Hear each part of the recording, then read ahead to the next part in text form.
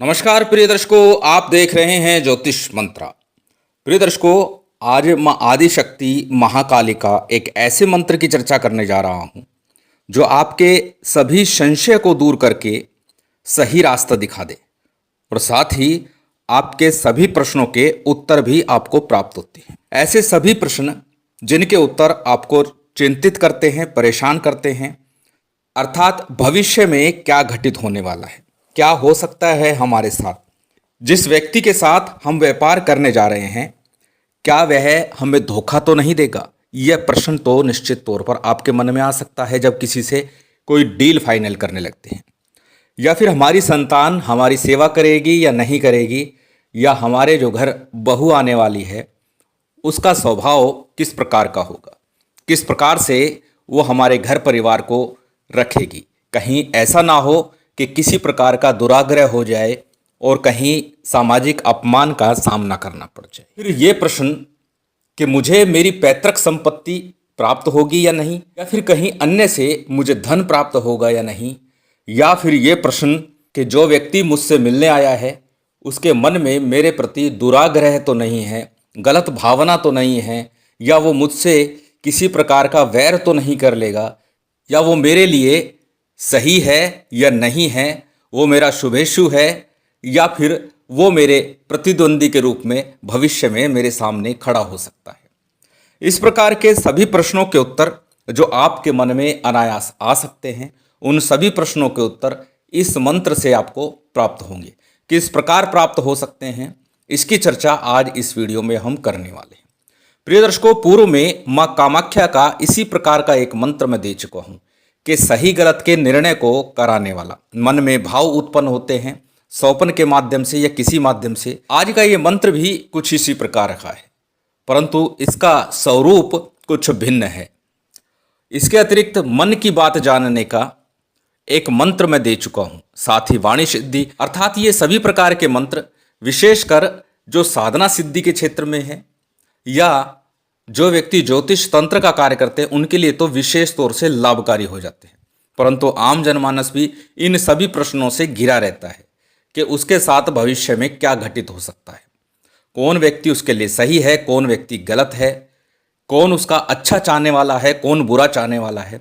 यदि ये पहले से ही अनुमान लग जाए, ज्ञात हो जाए, तो फिर हम अपने व्यवहार को उसके अनुरूप ही ढाल सकते हैं।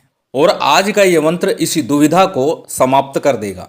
ये मंत्र अत्यंत सरल है, साबर मंत्र है, और जितना सरल है उतना सिद्ध प्रभाव रखता है। विशेषकर माँ काली के भक्तों के लिए तो ये एक वरदान स्वरूप ही है, और प्रत्येक काली भक्त को और प्रत्येक साधक को इस प्रकार के मंत्रों को सिद्ध अवश्य ही करना चाहिए। चलिए अधिक विलंब न करते हुए बात करते हैं किस प्रकार से इस मंत्र का विधान करना है और किस प्रकार से इस मंत्र की सिद्धि कर इसका प्रयोग करना है, कि प्रयोग किस प्रकार करना है। सबसे पहले बात करते हैं साधना की सामग्री की। सामग्री सामान्य सी है जो सभी पूजन में आवश्यक होती है, जैसे कि चावल, लाल फूल, एक अनार का फल, लौंग, इलायची, बताशे, जायफल, मिश्री, जलपात्र, दीपक। दीपक किसी प्रकार का हो, घी का हो, सरसों के तेल का हो, तिल के तेल का हो। दीपक यहाँ विशेष मायने नहीं रखता, दीपक सिर्फ कर्म साक्षी के रूप में है। यहाँ पर मंत्र ही मायने रखता है कि मंत्र का सिर्फ जप किया जाए। आसन और माला की बात करूं तो लाल रंग का आसन श्रेष्ठ होगा, लेकिन माला यहाँ पर काले हकीक की सर्वोत्तम है। यदि काले हकीक की माला आप प्राप्त करते हैं तो उसे प्राण प्रतिष्ठित करके ही प्रयोग करें, अन्यथा रुद्राक्ष की माला का प्रयोग भी बड़े प्रेम से कर सकते हैं। इसके अतिरिक्त जब आप पहले दिन जब आप साधना आरंभ करेंगे उस दिन आपको एक दोना ले लीजिए या पान का पत्ता ले लीजिए, उसके ऊपर आपको 5 फूल रखने हैं, एक जायफल, एक सुपारी, एक कमलगट्टा, 2 बर्फी, 7 पतासे, थोड़े से चावल, ये सारी सामग्री रखनी है। और साथ ही लेनी है एक सिगरेट। ये सामग्री लेकर के नज़दीक के किसी काली मंदिर पे चले जाइए। अच्छा होगा यदि वो चौराहे के ऊपर स्थित हो। सबसे श्रेष्ठ है, शीघ्र प्रभाव देगा यदि चौराहे पर काली मंदिर हो या फिर किसी शमशान की भूमि के आसपास हो। इस मंत्र प्रयोग को करने के लिए इस प्रकार के मंदिर विशेष तौर से श्रेष्ठ होंगे, अन्यथा कोई भी काली मंदिर हो वहाँ चले जाइए, वहाँ ये भोग सामग्री अर्पित कीजिए। सिगरेट को जलाकर वहां रख दीजिए और उसके बाद निवेदन कीजिए साधना में सफलता के लिए। और साधना में सफलता का निवेदन कर प्रणाम कर लौट आइए। अब जिस दिन शुभ योग सिद्ध मुहूर्त हो उसी दिन प्रातःकाल इस प्रयोग को आपको करना है। रात्रि काल में 10 बजे के बाद में ये साधना आपको करनी है उत्तर मुख होकर के। साधना की सामग्री आपके पास है, स्क्रीन पर मैं दिखा चुका हूं। विस्तार से बताने की आवश्यकता नहीं समझता, सिर्फ वीडियो को लंबा करना होता है यदि मैं एक एक सामग्री बताने लगूं। अब बात करते हैं किस प्रकार से साधना आरंभ करनी है। जैसे कि हमेशा बताता हूं, उत्तर मुख होकर के आसन पर विराजमान होकर के सबसे पहले शुद्धि आचमन करना है। दाहिने हाथ में जल लीजिए, जल लेकर के अपने ऊपर छिड़क लीजिए, थोड़ा सामग्री पर छिड़क लीजिए। प्रिय दर्शकों, जलपात्र हो उसमें गंगा जल जरूर डाला करें। गंगा जल पहले डाले बाद में जल डाले। जल डालने के बाद गंगा जल नहीं, जल डालने से पहले गंगा जल डालना चाहिए, तभी संपूर्ण जल गंगा जल होता है।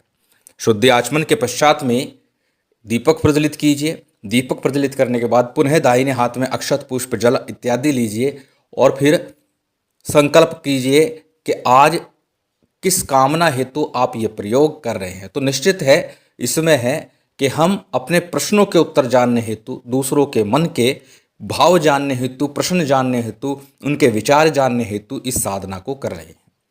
अपना नाम, अपना गोत्र, उस दिन का तिथि वार नक्षत्र बोलिए और फिर संकल्प का जल किसी थाली प्लेट में या फिर गणेश जी पर अर्पित कर दीजिए।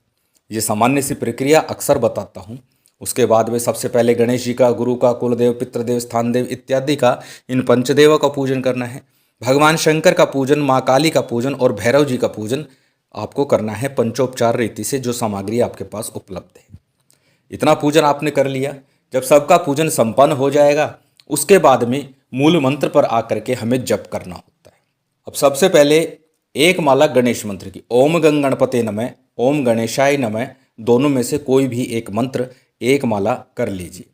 उसके बाद गुरु मंत्र का जप करना है। ओम नमः शिवाय का जप कर सकते हैं यदि आपके गुरु नहीं हैं, या फिर हमारे गुरुदेव द्वारा दिया गया सार्वभौमिक गुरु मंत्र ओम परम तत्वाय नारायण गुरुभ्यो नमः, इस मंत्र को मैं पुनः दे रहा हूँ।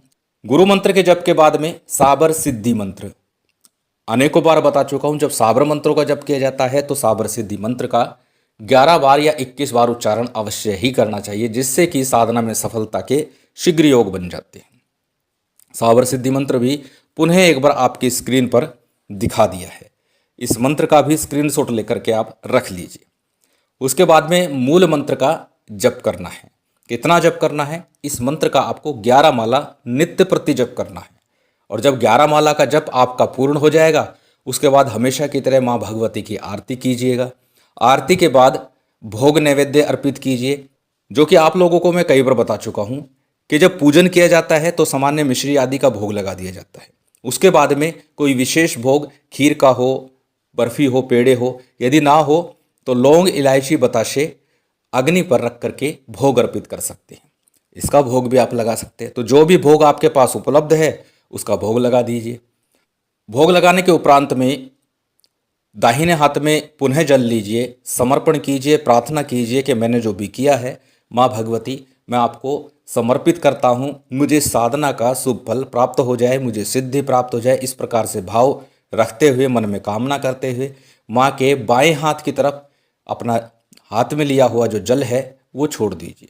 पुनः दाहिने हाथ में जल लीजिए, आसन के नीचे लगाइए और उस जल का पुनः अपने मस्तक पर तिलक कर लीजिए। ये सामान्य सी प्रक्रिया पूजन विधान की है। ये प्रत्येक साधना में साधक को करनी ही चाहिए। जब ये सारा पूजन आपका संपन्न हो जाए, आसन को प्रणाम करके उठ जाइए और इन दिनों में आपको उसी कक्ष में जहाँ पर आप साधना कर रहे हैं उसी में आपको शयन करना है। और इस पूर्ण साधना काल के दौरान एक समय ही भोजन करना है, जो कि आपको दिन में करना है, रात्रि में नहीं करना है।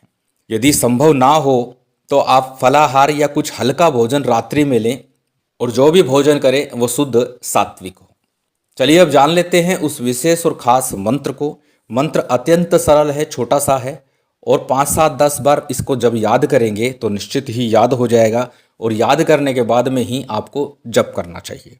मंत्र आपकी स्क्रीन पर है, एक बार मैं बोल करके बता देता हूँ। मंत्र इस प्रकार है, ओम काली दोनों हाथ बजावे ताली, वचन न जावे मेरा खाली, ब्रह्मा की बेटी इंद्र की साली, जहाँ का हाल चाहो वहाँ का हाल बताओ बताओ बताओ। मंत्र अत्यंत सरल है, बड़ी सरलता से आप इसे याद कर लेंगे और उसके बाद में इस मंत्र का आपको 11 माला का नित्य प्रति आपको जप करना है। चलिए अब जानते हैं प्रयोग किस प्रकार करना है। प्रिय दर्शकों, पहले तो नित्य प्रति संध्या काल में, रात्रि काल में साधना करना है, लेकिन संध्या काल में पास के किसी चौराहे पर या काली मंदिर में एक सिगरेट प्रतिदिन आपको लगा करके आनी है। इस प्रयोग काल के दौरान, इस मंत्र जाप के दौरान 21 दिन की ये साधना रहेगी। 21 दिन लगातार एक सिगरेट आपको माँ भगवती कालिका के मंदिर में आपको लगा करके आनी है और उसके बाद रात्रि काल में जप करना है।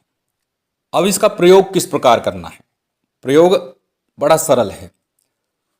जब भी कोई प्रश्न आपके मन में उठे, कोई व्यक्ति आपके पास आए, तो क्या करना है, 11 बार इस मंत्र का आपको उच्चारण करना है।